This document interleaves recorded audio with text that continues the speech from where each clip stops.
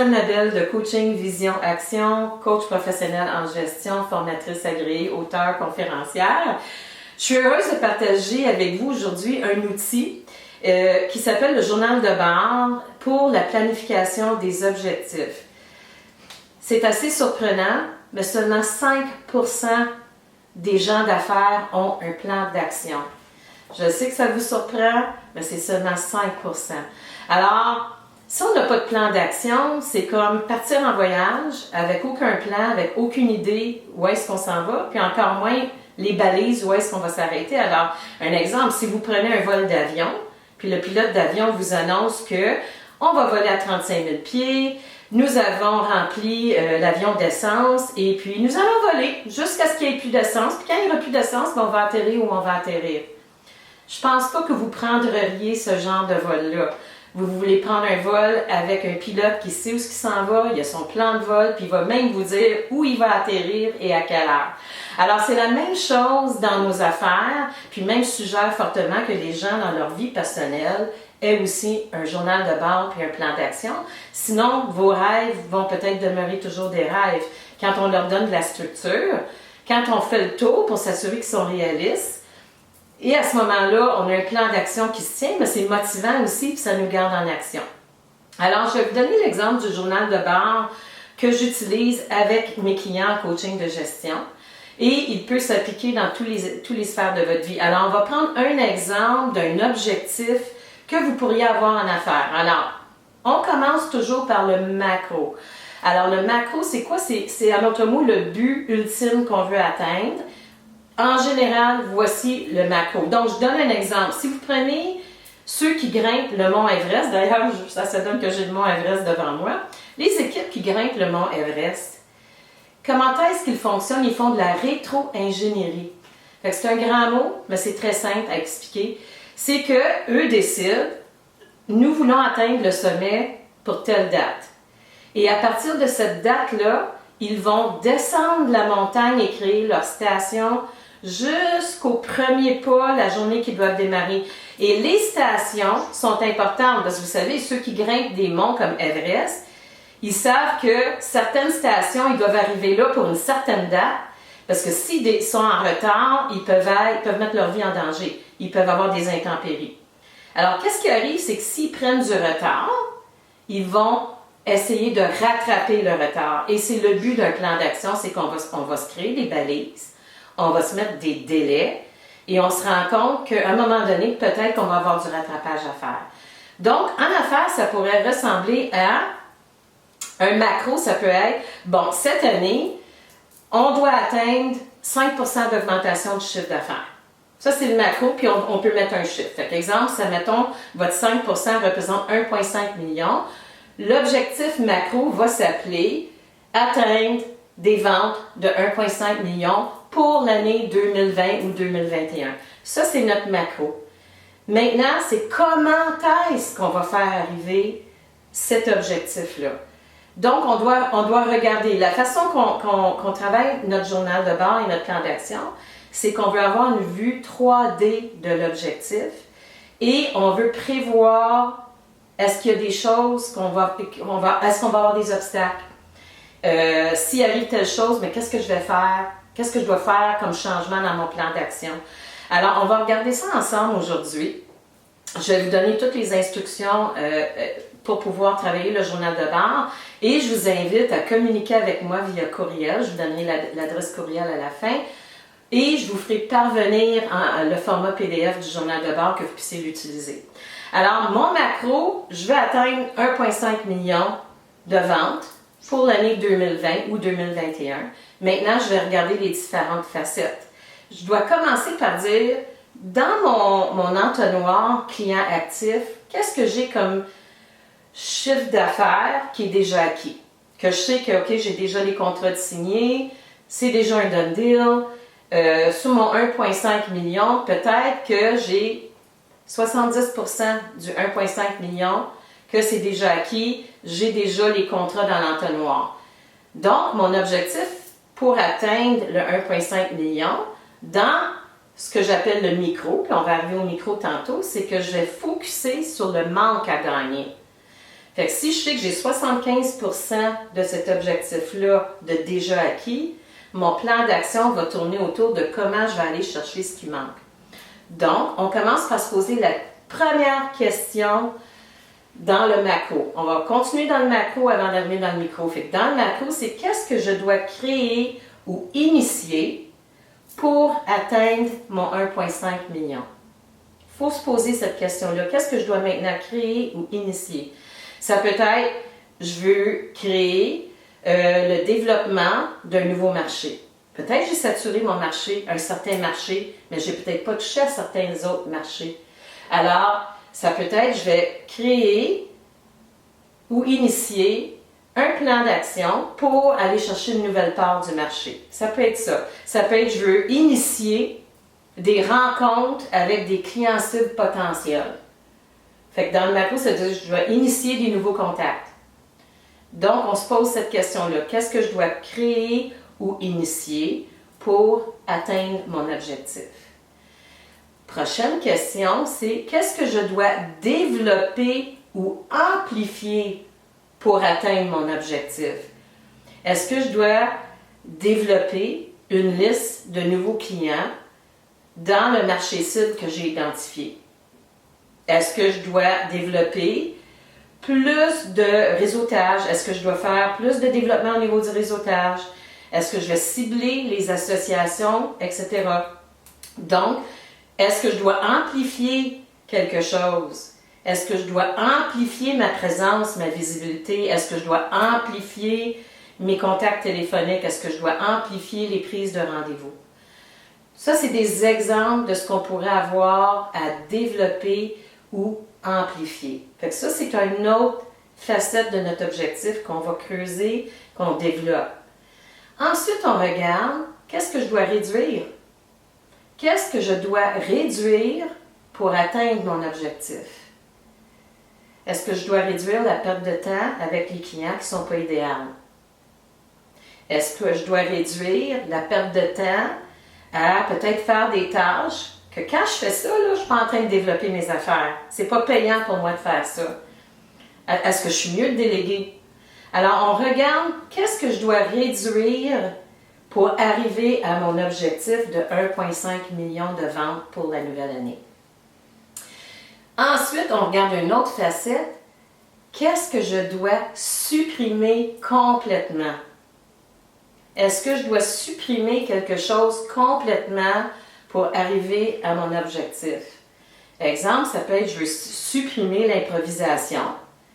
Parce que j'ai mon objectif, je me dis, bon, mais je vais faire de mon mieux pour l'atteindre. Mon comment n'est pas développé. Alors peut-être je dois supprimer complètement l'improvisation. Est-ce que je dois supprimer de ma liste de clients certains clients qui sont non profitables, pas un client idéal, puis qui me grugent énormément d'énergie et de temps? Peut-être que je dois supprimer ces genres de clients-là de ma liste de clients pour me libérer du temps afin que je puisse travailler sur mes vrais comptes, ceux qui sont profitables et ceux qui font partie du profil idéal au niveau de ma clientèle. Donc, on regarde encore qu'est-ce que je dois créer ou initier, qu'est-ce que je dois développer ou amplifier, je dois répondre à ces questions-là, qu'est-ce que je dois réduire et qu'est-ce que je dois supprimer. En travaillant cette partie-là de mon journal de bord, à partir de ces réponses-là, c'est là que le plan d'action micro commence. Alors, créer ou initier, si j'ai dit, je veux créer, je veux initier l'ouverture d'un nouveau marché, donc mon marché cible, je dois l'identifier. Fait que dans mon micro, mon objectif, ça va être, exemple, je veux développer le marché du meuble. Exemple, on n'a pas touché au meuble encore. On est dans les électroménagers, mais on n'a pas touché au meuble encore. Donc, mon micro va être, je veux développer le marché du meuble. Alors, j'ai mon objectif micro, mais là, il faut qu'il soit suivi d'une action. Donc, l'action, ça peut être, je vais créer une liste de clients en allant voir dans le marché du meuble qui seraient mes clients idéaux. Fait que pour ouvrir une parenthèse, pour vous aider à un petit peu voir comment ça fonctionne, cette façon de voir-là, Je vais vous donner un exemple. Ceux qui aiment la pêche, bien, ils vont s'identifier à ça, puis ceux qui n'aiment pas la pêche, ils vont voir si c'est juste du gros bon sens. Si moi, j'ai décidé que pour mon entreprise, le client idéal, c'est du saumon. J'ai remarqué que c'est le profil idéal. Ça me prend absolument du saumon. Mais c'est tout à fait normal que ce que je vais faire, c'est que je vais cibler les rivières. Je ne perdrai pas mon temps à cibler les lacs. Les saumons sont dans les rivières. Donc, je vais cibler les rivières qui ont du saumon. Alors ça va faire partie de mon plan d'action. Une liste des rivières. Où est-ce qu'ils se tiennent, le saumon? Et ensuite, je ne sais pas si vous êtes d'accord avec moi, c'est beaucoup plus facile. C'est le fun dans la vente quand on peut attirer le saumon vers soi. Avez-vous déjà essayé de courir après un saumon? Très difficile à attraper. Hein? Vous allez gaspiller beaucoup de temps et d'énergie. Donc, au lieu de courir après nos clients cibles, c'est que première les choses, je veux savoir où ils sont, où est-ce qu'ils se tiennent. Et ensuite, je dois prendre le bon appât. Je dois avoir les bons appâts. Si je vais dans une rivière pour pêcher du saumon, puis mon appât, c'est pour de la truite, il y a des grosses chances que je revienne chez moi avec aucun saumon. Donc, vos appâts sont très importants et ça devrait faire partie de votre plan d'action. Les appâts, c'est ce qu'on appelle nos propositions de valeur unique. Ce que les gens achètent de vous, c'est la valeur. Ils achètent de vous ce que ça leur donne, votre produit ou votre service. Donc, c'est ce qu'on doit faire miroiter et c'est ce qu'on doit mettre à l'eau, c'est notre appât, c'est nos propositions de valeur unique. Alors, comment est-ce que vous vous différenciez de votre compétition? C'est important que vous fassiez ce travail-là. Qu'est-ce que vous offrez que votre compétition n'offre pas? Quels sont vos avantages? Et c'est ça que les gens achètent. D'ailleurs, ils vont l'acheter si vous avez su marier ça avec leurs critères de succès, avec ce qui est important pour le client. Qu'est-ce que ça leur donne? Quelles solutions apportez-vous? Comment allez-vous régler leurs problèmes? Hein? Votre client, il a sa situation actuelle, puis il a sa situation désirée. Notre rôle, c'est de remplir l'écart. Comment est-ce qu'on va emmener le client là où il désire, ou à son but, là où il doit aller? Alors, c'est là où on intervient. Donc, tout ça fait partie je pars de mon marché cible, fait que j'ai dit ce que je vais faire, c'est créer une liste ou initier des contacts dans un marché cible que j'ai identifié pour m'aider à atteindre mon 1,5 million. Donc, l'action, je vais créer une liste de clients dans ce marché-là, parce qu'aujourd'hui, on est tellement gâtés, tout se trouve sur Internet, on peut en savoir beaucoup sur notre clientèle, juste à visiter leur site web et à regarder leur présence sur les médias sociaux, etc. Donc, je dois connaître mes clients cibles, je dois m'assurer que oui, ça ressemble à un saumon. Donc, je vais faire ma liste de saumons. Et si on dit, ma première action, c'est que je vais faire ma liste, je vais mettre une date. Je veux compléter ma liste d'ici quand? Une date spécifique. Tous les buts doivent être, on appelle ça SMART. Personne n'a inventé SMART, ça existe dans le monde des affaires depuis très longtemps. Vos objectifs doivent être spécifiques, mesurables, atteignables et aussi mesurés dans le temps. Okay? Réaliste et mesuré dans le temps. Ça, c'est notre SMART. Alors, spécifique, mesurable, atteignable, réaliste et temporel. Ça, c'est la recette qu'on applique dans un journal de bord pour s'assurer qu'on fait le tour. Donc, je suis partie de mon macro, je suis dans mon micro, et là, je vais mettre des balises avec des mesures. Donc, je vais créer ma liste de clients d'ici, exemple, d'ici 30 jours. D'ici le 30 août, là, je veux que ma liste de clients potentiels soit terminée pour que je puisse, avec les contacts, je puisse savoir où est-ce que je vais mettre mon focus. Okay? Fait que ça peut être ma première étape. Mon prochain objectif, ça peut être obtenir un minimum, d'exemple, je sors un chiffre, un minimum de 10 rendez-vous semaine. Fait que ça, c'est mon autre micro. Obtenir 10 rendez-vous semaine. Mon action, je vais faire peut-être pour atteindre 10 rendez-vous semaine, je vais peut-être être obligée de faire 20 appels téléphoniques. Je vais rentrer en contact ou par courriel, je vais faire 20 je fais 20 étapes, par notre mot, 20 appels, 20 conversations pour m'assurer d'avoir mon 10 rendez-vous semaine. Et dans le temps, quand est-ce que je commence mes appels? J'ai dit le 30 août, ma liste est prête, mais je commence le 1er septembre, exemple. 1er septembre, je commence mes appels et je dois faire 20 appels semaine pour m'assurer d'aller chercher mes 10 rendez-vous. Ça dépend de votre ratio, hein? On a chacun notre ratio de fermeture. Alors, je me fie sur mon ratio pour pouvoir savoir combien de personnes je dois avoir, combien de clients je dois avoir dans l'entonnoir pour m'assurer qu'à la fin de l'année, j'ai le nombre de clients qu'il me faut pour atteindre mon 1,5 million. OK? Puis là, comme j'ai mentionné, peut-être mon 1,5 million, j'en ai 75% déjà atteint. Donc, je dois calculer si j'ai besoin de tant de milliers de dollars d'ici la fin de l'année que je dois aller chercher de nouvelles business.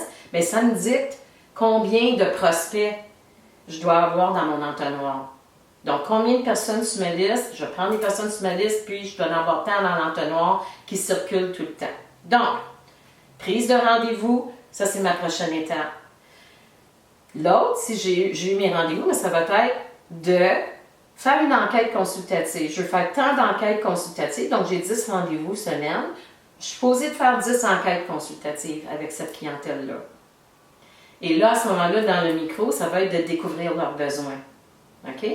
Alors ça fait partie de mon micro. Je vais faire tant d'enquêtes consultatives. Donc, si j'ai mes rendez-vous à partir de telle date, je devrais commencer à avoir des rendez-vous. Exemple, si j'ai commencé le 1er septembre, bien, rendu à la mi-septembre, je devrais avoir tant d'enquêtes consultatives dans mon entonnoir. Ce qui veut dire, c'est que j'ai rencontré le client, j'ai défini c'était quoi les besoins, et c'est ça qui va me permettre ensuite de revenir avec des propositions de valeur. Donc, je vais peut-être dire 15 septembre, j'ai tant de rendez-vous. Ça fait partie du plan d'action. Et ensuite, quand on fait nos propositions, là, ça veut dire j'ai fait mes enquêtes consultatives. Un autre pas micro, ça va être, je vais soumettre des propositions de valeur. Je vais retourner avec des propositions de valeur. Et là encore, ça va sur notre ratio. Et dépendant de votre marché, il y a des marchés que ça peut être long, le processus. Fait que ça aussi, il faut le prendre en considération dans le temps. Je vais vous donner un exemple. Les marchés pharmaceutiques, lorsque j'étais dans le monde de l'emballage, mais un marché pharmaceutique, tu n'as pas de commande avant 2 ans. C'est un cycle d'à peu près 1 an et demi, 2 ans.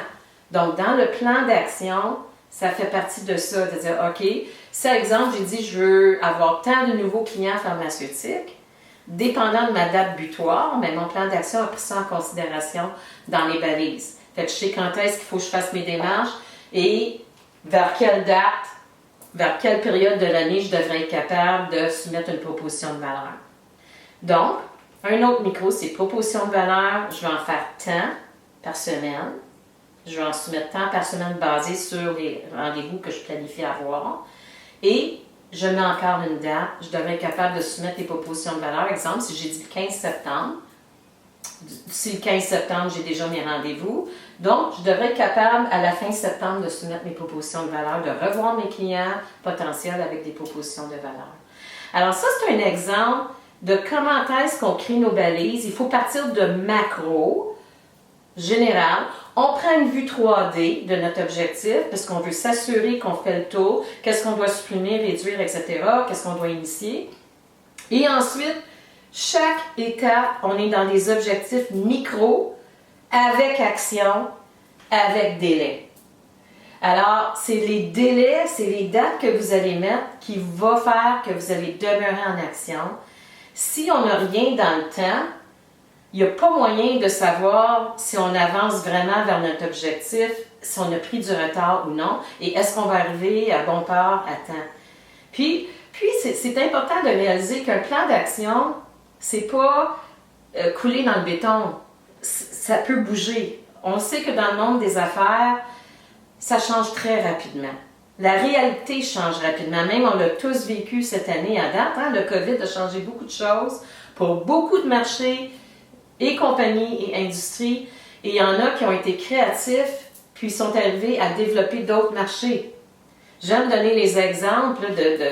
On prend l'exemple de ceux qui ont créé les visières, puis ça ne faisait pas partie de leurs produits.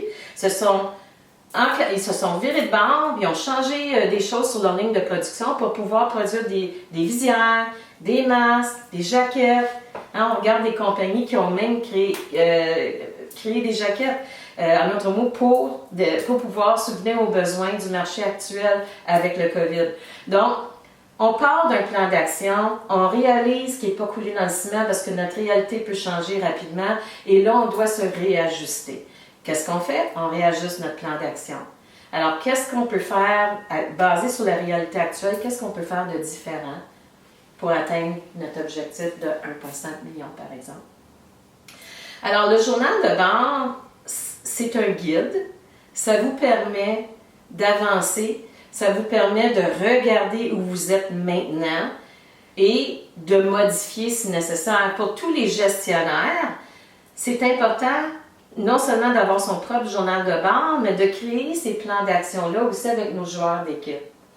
Ça permet aux gestionnaires de donner un support, mais aussi il peut faire ses rencontres individuelles avec ses coéquipiers. Et à ce moment-là, on regarde le journal de bord ensemble et le coaching enclenche à ce moment-là.